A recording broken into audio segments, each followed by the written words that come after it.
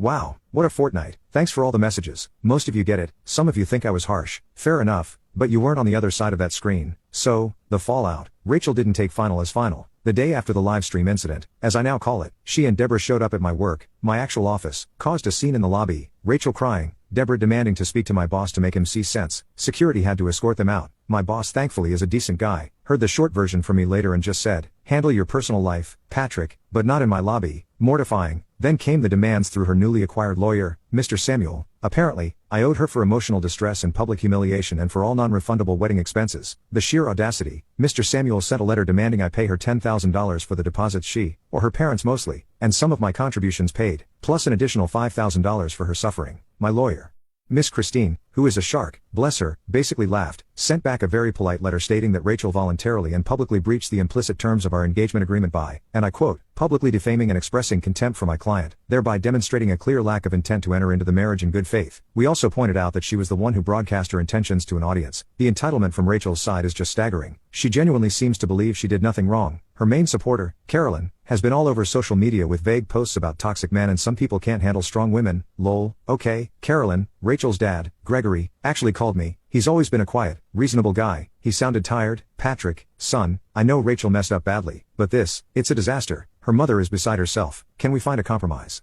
Some way to lessen the public shame. I told him respectfully, Gregory, she didn't just mess up, she revealed her entire game plan. There's no compromise on that. I'm out. He sighed, said he understood, but that Rachel was in a bad way. The bad way apparently involves her calling me nonstop from burner numbers. I blocked so many, leaving tearful, then angry, then pleading voicemails. How could you do this to me? Is a common theme, and the dirty trek started. Small stuff, but tell him, my Netflix password got changed. It was a shared account. I've since secured all mine. Then I got a notification for a bunch of expensive skincare charged to a department store card that I am the primary holder of, and she was an authorized user on. She'd never used it for more than a coffee before. I'd forgotten about that one in my initial sweep. Called the credit card company, reported the card stolen, technically unauthorized use now, and disputed the charges. They're investigating. It was over $800 in fancy creams and serums. Like, really?